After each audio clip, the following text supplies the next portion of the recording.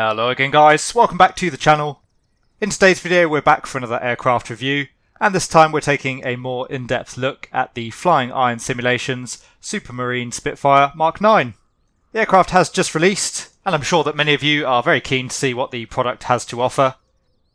For today's flight we're currently here on the ground at Sandown Aerodrome on the Isle of Wight. Normally during my reviews I like to take the aircraft on a little bit of a navigation exercise from A to B. But we already did that in our last video. I don't think that's going to add too much to the experience today. I know what a lot of you are keen to see is how the aircraft actually handles, put it through its paces, check out the flight modelling. So today we're just going to take a quick lap around the island, perform a couple of manoeuvres as we go, and hopefully give you a good feel of the flight modelling and performance of the FlyingIron Simulations Supermarine Spitfire. As always guys, I do hope you enjoy the video. If you do, please consider giving it a like and subscribing to the channel. If you have any comments or questions for me, please leave them down in the comments section below. But now let's continue our tour of the external model of the FlyingIron Simulations Supermarine Spitfire MKIX. So as I say, we'll start with a look at the external model of the aircraft. And I'm sure it will become immediately obvious to most of you just how wonderful the model is from FlyingIron Simulations. The aircraft just looks absolutely glorious from every angle.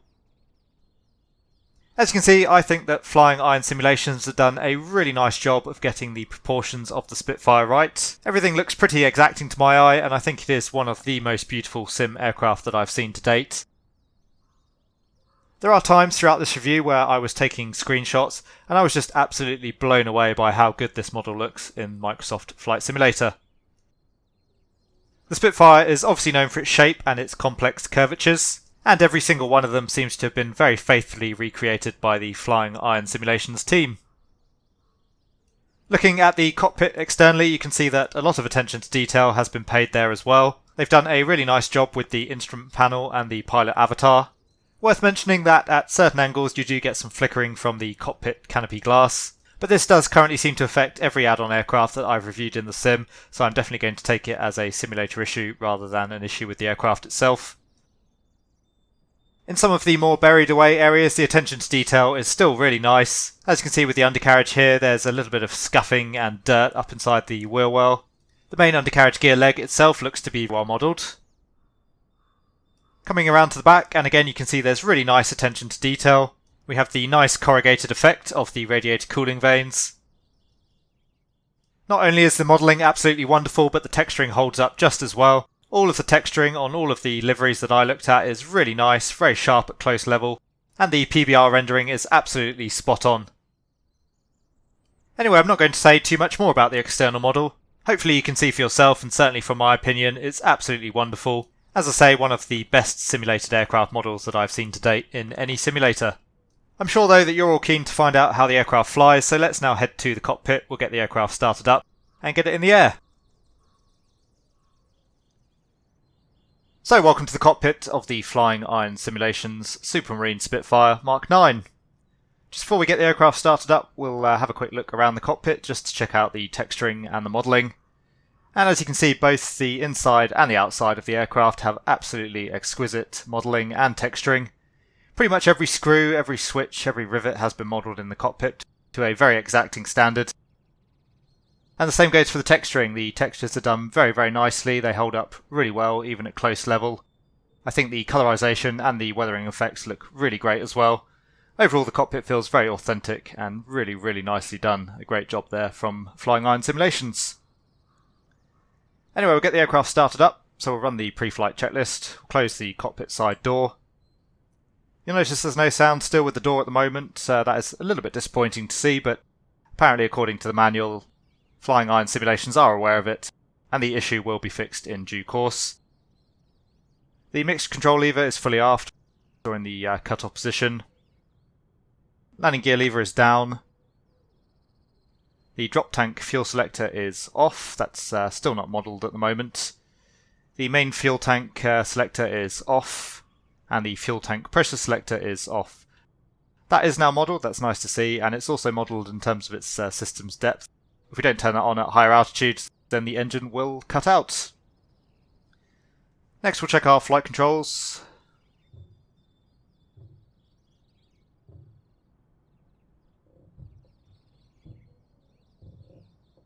They are full free and in the correct sense. Magnetos are off. We'll advance the throttle, check that the landing gear indication comes on, which it does. And bring the throttle back, the indication stays on, so that's correct. And the part brake is set. There's currently no pressure in the system, and again, as far as I'm aware, there's no way of recharging the system currently. So if the engine start, the main fuel tank selector can come on. Throttle will open about 1 inch. The RPM control lever will move to the fully forward position. Carburetor air intake will open, and again that has now been modelled, so really nice to see that more care and attention has been taken to the aircraft systems. We'll unscrew the primer, which again has now been modelled, and we'll prime the engine 5 times.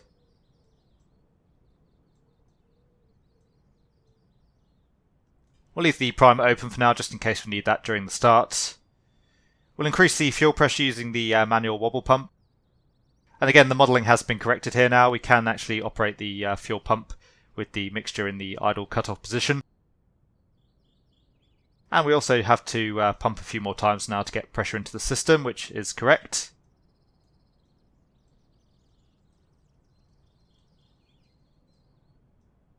So the fuel pressure warning light has gone out. Magneto switches can go on. Check that the prop area is clear, which it is. Clear prop! We'll open up the booster coil and the starter guard switches. We'll engage the starter and then we'll hold down the booster coil. So the engine roars into life. As you can hear, the start sounds and the overall engine sounds have been vastly improved since the last version that you would have seen of the aircraft, so that's really nice to see and indeed hear. So we have a good start. We'll lock the primer, idle the engine around 1200 RPM. We've closed the covers to the booster coil and the starter. We'll get the fuel pump on, which again is a little bit fiddly to get to, but that's not an issue, that's just the way the aircraft is designed. Pitot heat can come on as well.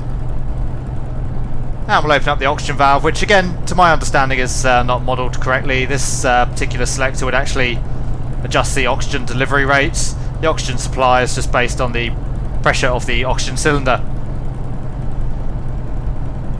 Anyway, we have a good start. So the engine warm-up, we're looking for an oil pressure between 60 and 120 psi. Currently showing around just below 80 psi there. That looks good. Waiting for the engine to warm up, so the oil temperature is at least above 20 degrees Celsius, which we're currently showing about 50 there, so that's looking good. Again, the engine does warm up quite a bit quicker than I would expect, but as I mentioned in my last video, broadly the aircraft seems to operate to the numbers, even though the overall heat modelling may be a little bit basic. I think overall the numbers are pretty accurate once you get going, and I think that's nice to see, as I have flown many other Spitfires and Hurricanes and other sims in the past where the numbers are just way off.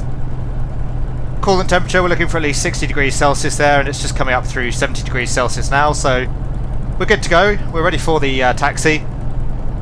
So according to the manual, we should be able to get the radio to work, at least using the air traffic control menu to tune up frequencies. I've tried a couple of times now and I can't quite figure out how to get that working yet. As I say though, according to the manual it should work, and at a later date the aircraft will be updated, such that you should be able to manually tune frequencies. So you should be able to use the aircraft in something like VATSIM. Anyway, for today's flight we won't use the radio, we'll just depart out at our own discretion. Anyway, we'll taxi out for the runway. So stick fully back, part brake off, swing the aircraft around out to the right. And the ground handling of the FlyingIron Spitfire does feel really nice. It's, I think, a little bit simplified. The aircraft is a little bit easier to handle than some of the other Spits I've tried in other sims, but as I said, I think that's a concession for users of Microsoft Flight Simulator. Not everyone's going to be wanting to battle their way out to the taxiway with the Spitfire's particularly tricky ground handling. Anyway, the runway's just ahead of us. The wind's pretty much dead, so we'll just depart straight out.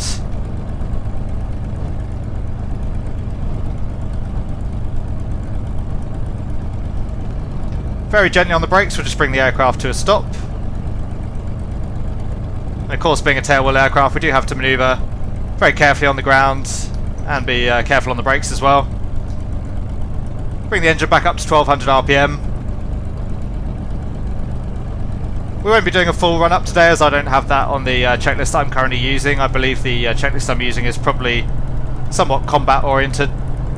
But we'll just run through our few takeoff procedures before we get going. So the RPM control lever is fully forward, the flaps are up. Elevator trim I'm going to leave in the neutral position, as I find that currently with the FlyingIron simulation Spitfire that's the preferable option. Same for the rudder trim, we'll leave that in the neutral position. Supercharger control switch is set in the auto normal position. And we are now ready for the takeoff. We'll be using 8 pounds of boost for the takeoff today. Rotating it around 90 knots. Just before we go, also worth mentioning, so the directional indicator, that looks to be correct. The P8 compass, to my understanding, is still somewhat simplified. That just seems to point to the current heading on the bezel at all times, rather than having to actually set the outer bezel and align it with the aircraft symbol as per the real P8 compass. But we can now adjust the directional indicator and the altimeter as well, so again, nice to see some fixes there. Anyway, it's all clear on final, so we'll get ourselves lined up. And I found that the aircraft was really tricky to carry out the takeoff in the last video, but I think that is quite accurate. Every Spitfire I've flown in any sim is always a complete handful on the takeoff.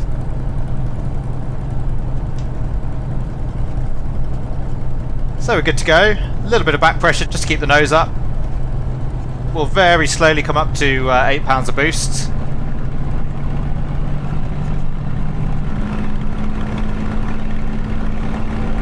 Build up a little bit of speed, get some airflow going over the rudder before we increase the boost all the way up. Again, engine sounds absolutely awesome now. Really throaty growl. A little bit of a wobble on the wings there. Camera up. So, tapping the brakes, we have a positive climb, we'll go gear up. And we'll climb away. Allow the speed to build up just a little bit more. A little bit of right rudder just to keep the aircraft centered on the turn and slip indicator. We'll get the canopy closed up just so that I can hear myself speak a little bit better. And for the climb, we'll come back to 4 pounds on the boost. And around 2400 RPM.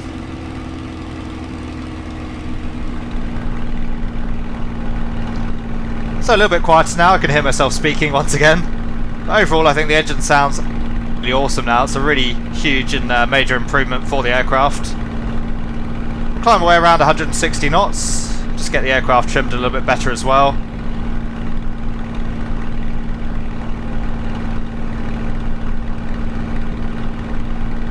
Just passing over the airfield of Bembridge off on our left, which I believe is the home of the Britain Norman Company, if anyone remembers them.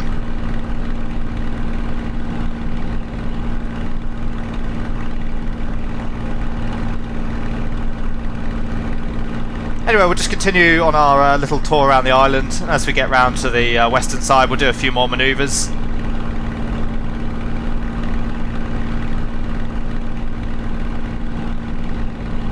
So the aircraft really nice to fly, it's very smooth, very responsive, real joy. The takeoff did seem a little bit easier now as well, which is probably good for the average user. It was a real struggle in the last version of the Spit.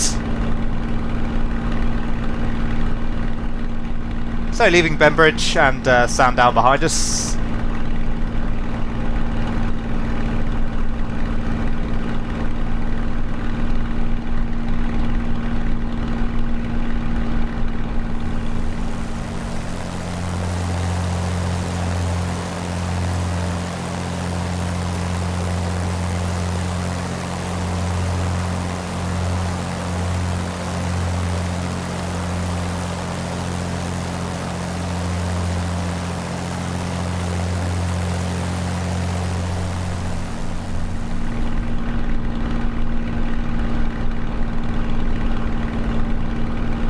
Anyway, we'll try a max performance climb just to see how the aircraft performs there. So we'll come up to 2850 on the RPM.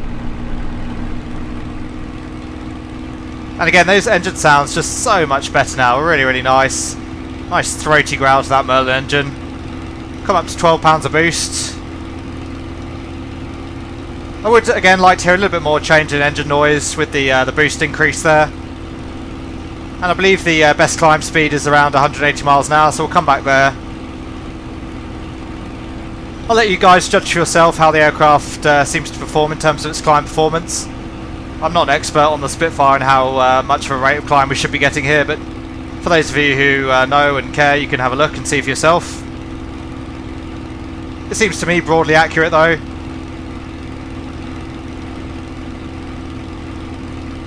We'll climb up to around 10,000 feet.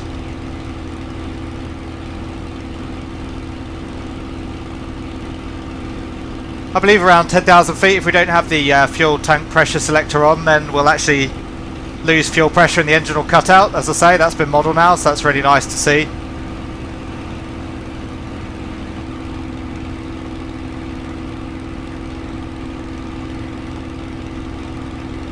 So you can already make out the western edge of the Isle of Wight. We'll head off down there. Hopefully the needles have been modelled now that we have the UK update. Planning on doing a few little manoeuvres around those. Should be good fun.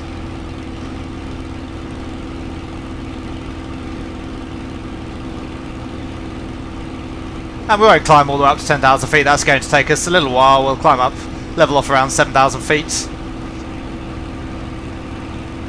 Overall, we're getting about 3,000 to 4,000 feet a minute rate of climb there, which, again, to me seems pretty reasonable.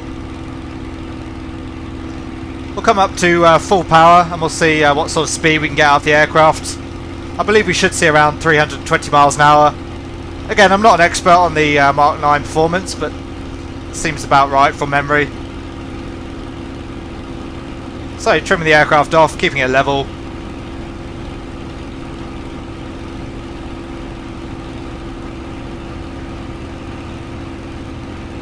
Yeah, speed just coming up on 300 miles an hour now.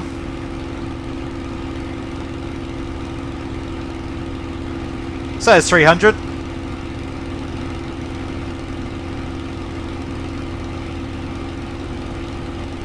Speed's still building up at the moment. And again, that absolutely wonderful view over the elliptical wing. I don't think you could ever get tired of that.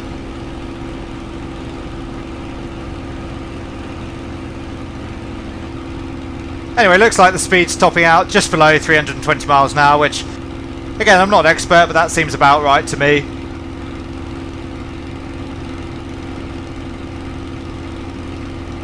In terms of our temperatures, the oil temperature is climbing, and we won't go through the whole process here, but having tested the aircraft, the oil temperature looks like it will continue to rise at high power settings, but the coolant temperature seems to stay around 100 degrees, which I think is a little bit inaccurate there. Again, I think the engine heating modelling is somewhat simplified.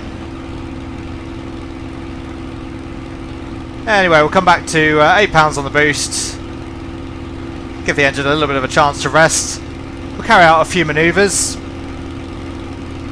So we'll first try a power off stall, just to see how the aircraft stalls. So all the way back on the power. My experience from the previous model was that the aircraft doesn't really stall, it suffers the same issues as most of the default aircraft in the sim.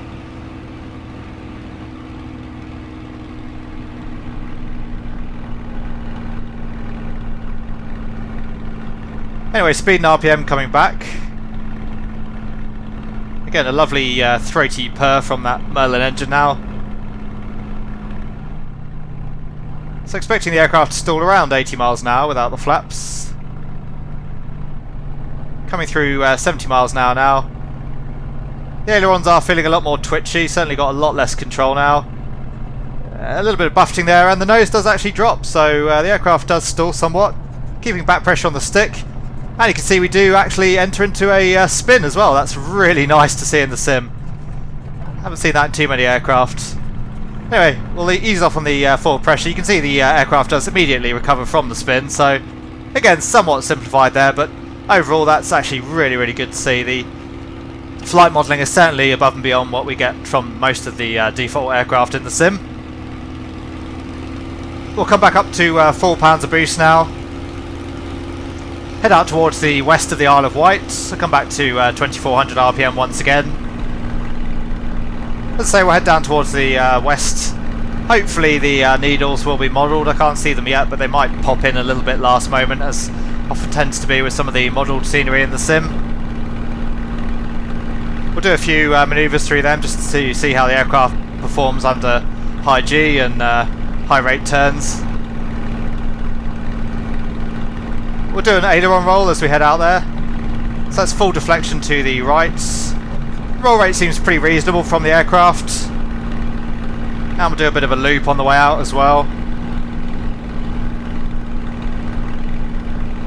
So build up a little bit of speed. Coming back on the stick. And again, the controls are very pleasant, very responsive. I wouldn't say it feels 100% accurate for what I would expect, but overall it does feel good. The aircraft is a real joy to fly, as I mentioned in my last video. That's my main takeaway from this add-on, is it's a Spitfire.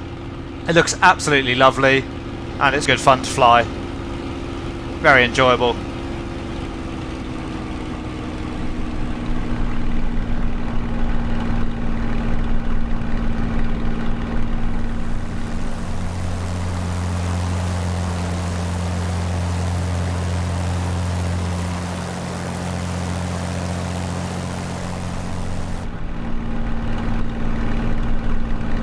It looks like we're not going to get the needles, which I'm a little bit surprised. I thought they had actually added that in with the UK update, but I guess not. So we'll just follow the coastline back towards Sandown. As I say, we'll pull a few manoeuvres up in the hills as we go.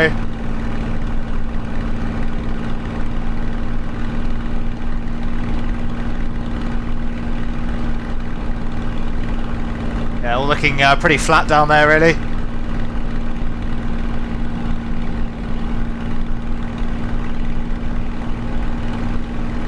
So we'll come back up to full RPM, we'll go about 8 on the boost, build up a little bit of speed, have a little bit of fun as we head home.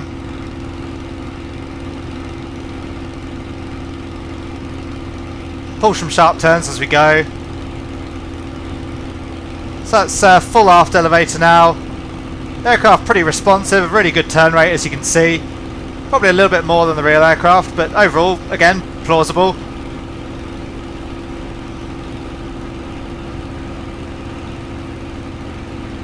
We'll gain a little bit of altitude, and we'll do another high rate turn. We'll see if the aircraft stalls or spins in the turn.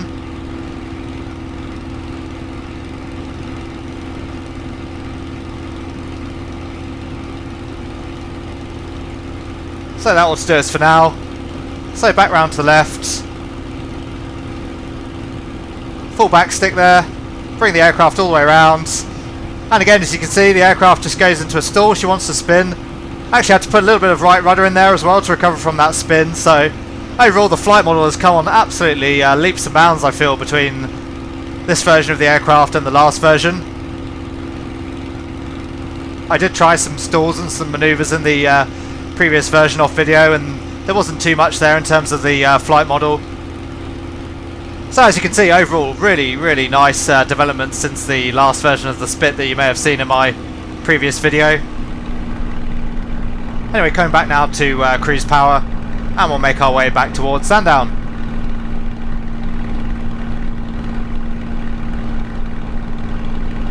Yeah, I really can't stress just how much nicer this aircraft is than it was when I previously tried it. I already enjoyed it a great deal in the previous version, but it's now going right up there on my list as my favourite aircraft in the sim. The flight model seems to be, if not perfect, certainly well up there with the best aircraft I've tried in the sim so far. So yeah, if you're a Spitfire fan and a Microsoft Flight Simulator fan, I would suggest that this is probably an aircraft that you might be very interested in picking up. It's just really good fun.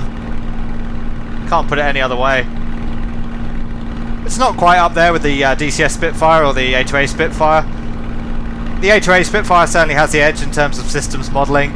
The DCS Spitfire probably has the edge in terms of flight modelling, but overall this is a really nice rounder package. It does a lot of things well, and it's a very plausible, very enjoyable Spitfire experience.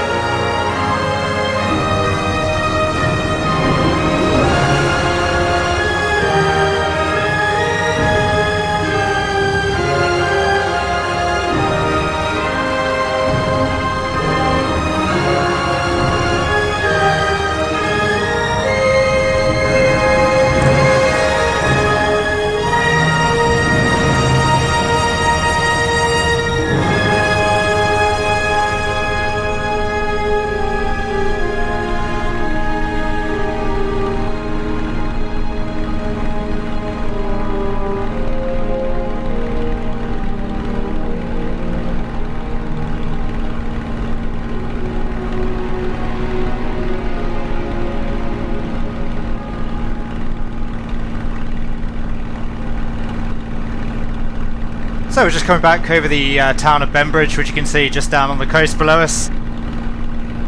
Got the strip out at our 11 o'clock, so we'll join overhead. We'll come back for a left downwind. Back onto the easterly runway.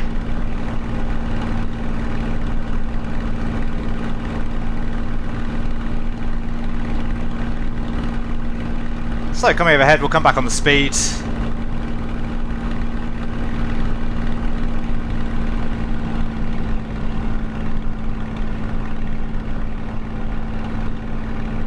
Again, not going to be able to call air traffic control currently with the radio situation.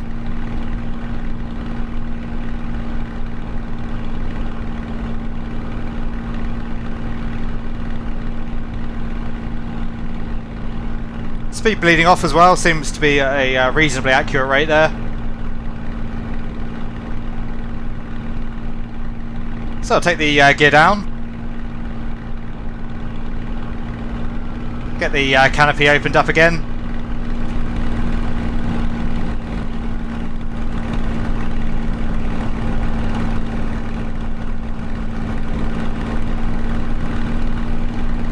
And speed's good now, we'll take the flaps down.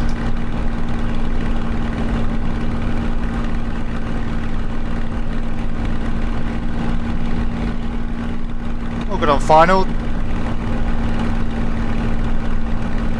So the brakes are off, undercarriage is down, mixture is rich, instruments are checked and harness is secure. Come back up to fully fire now on the prop pitch.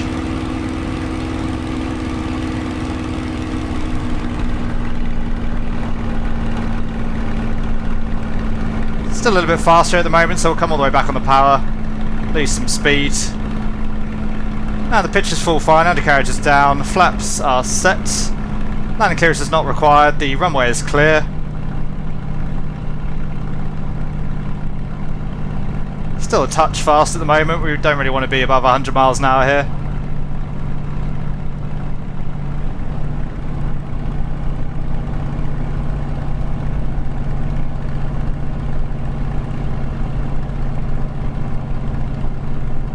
And starting to flare the aircraft.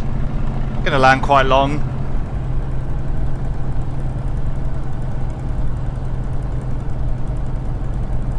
And there's touchdown. Gently on the brakes. Holding back on the stick. So overall, I don't know if it's my imagination or just some practice, but the aircraft does seem to be a little bit easier to take off and land with now, which, again, for the average user, I think will be quite nice. It probably was a little bit too much of a handful before. So we'll just come off the runway, we'll backtrack our way towards the parking area and we'll get the aircraft shut down. Flaps can come up, should have got those up again on touchdown, I keep forgetting to do that.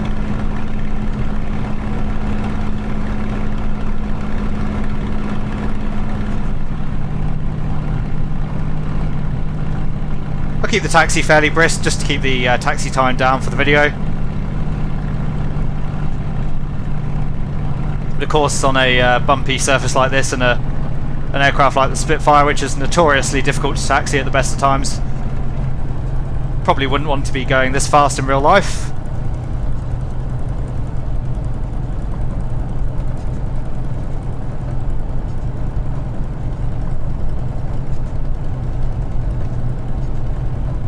So overall, I really enjoyed that little flight out there. I think the aircraft is absolutely excellent. We'll talk a little bit more once we've got the aircraft shut down. I'll give you my overall impressions of the product. I think, as you could probably already tell, they're certainly good impressions. Anyway, gentle on the brakes again, we'll get the aircraft slowed down. Careful as we come back onto the tarmac surface.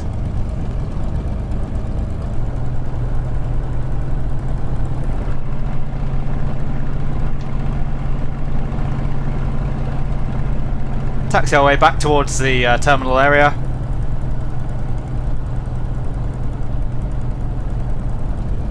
Easy on the brakes, swing her around.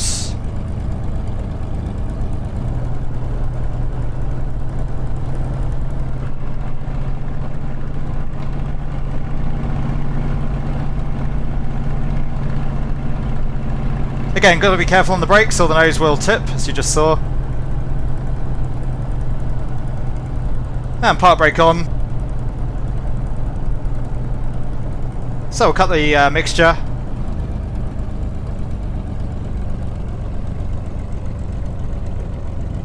Engine running down nice and slowly as well now, that's improved since the last version.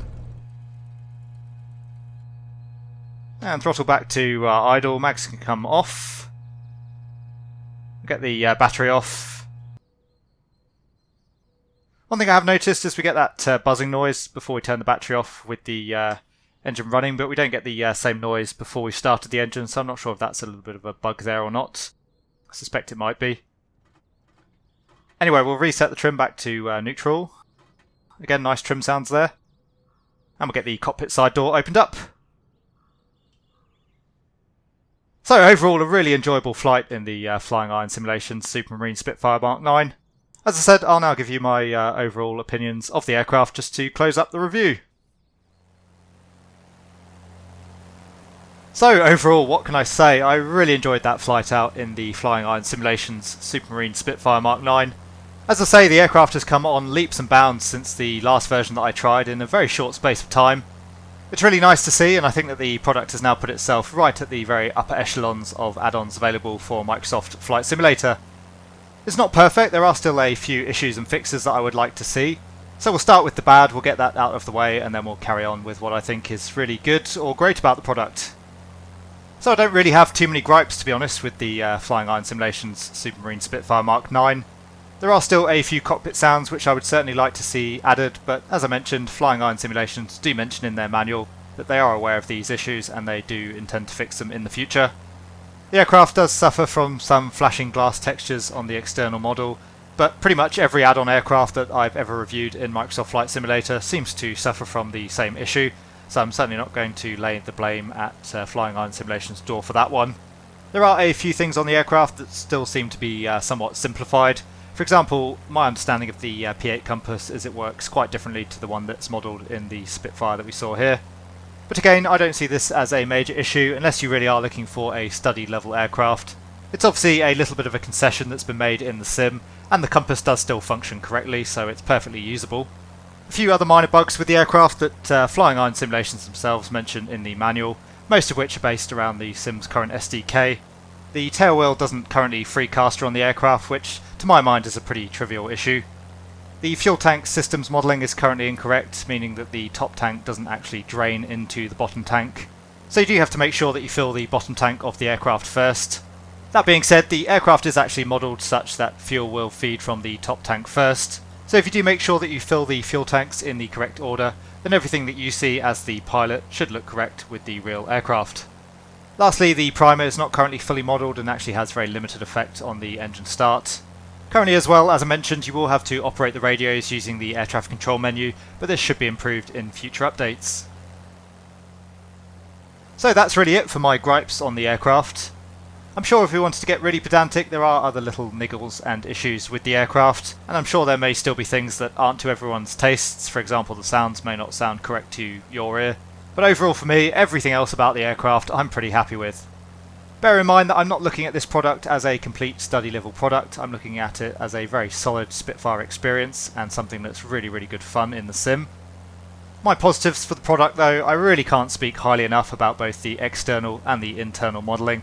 I think the modelling and the texturing are absolutely exquisite, some of the best that I've seen in any simulated aircraft to date. The sounds I think are awesome now. I can't speak as to how accurate they are. I've certainly never sat inside a Spitfire and I've never heard one close up. I've only ever heard one in a flyby. I'm not sure that the startup sounds are actually 100% correct. Whether or not they're absolutely true to life, either way I think they sound absolutely great. It's really too long a list of things to go through that have been improved on the aircraft since the last video that you may have seen, but as I say, there's been a really significant amount of work both in terms of the sounds and the systems modelling. The engine startup seemed a lot more plausible now, as did the engine shutdown. A lot more systems seem to have been modelled and various systems seem to have been improved as well. So again, not study level necessarily, but there's absolutely more than enough functionality there to simulate flying a Spitfire and have a really good time doing so. In terms of the flight modelling, there seems to have been some really significant improvements since the pre-release version of the aircraft. Again, I will stress that I can't quantify as to how accurate the flight model is compared to the real aircraft. I can only go off what I've seen from other Spitfires in other simulators, but the handling and the performance overall seems to be very plausible, very similar to what I've experienced elsewhere. Again, is the flight model absolutely 100% complete, accurate and full fidelity? I'm not entirely sure about that, but it is certainly one of the better flight models that I've experienced in the sim to date, as you would have seen from the stalls and the spins and the various manoeuvres that we carried out throughout the video. I'm sure that many of you will be interested in the performance of the aircraft regarding its hit on frame rates. You would expect such a beautiful visual model would probably take quite a hit on your frame rates, but actually, very surprisingly, the aircraft is incredibly frame rate friendly. I was getting much the same frame rates as I would from a default non-G1000 aircraft in the sim, and in fact, for example, with comparison to the Cessna 152, I was actually getting 1 or 2 frames more with the FlyingIron Simulations Spitfire. That was really nice to see, and as I said, a very pleasant surprise. So overall, what can I say about the aircraft? Well, I think it's probably very clear from this review that I really like the product. As always, I'm not going to directly recommend the product to you. It's very much for you to make up your mind and decide whether or not the product is worth its asking price based on what you've seen here today. Also, of course, everyone has different desires, requirements and expectations from a product. Fair warning, once again, the product is not full fidelity, it's not study level. But just as with my last video of the FlyingIron Simulations Supermarine Spitfire Mark 9, all I can say is that the product is absolutely great fun to fly, it's very immersive. It's a Spitfire, and for me, flying a Spitfire around the UK in Microsoft Flight Simulator, as a Flight Simulator fan, it really doesn't get much better than that. Anyway guys, as always, I do hope you enjoyed the video. If you did, please consider giving it a like and subscribing to the channel. If you have any comments or questions for me, please leave them down in the comments section below, and I'll do my best to answer them. But for now, thanks very much, and I'll see you all again soon.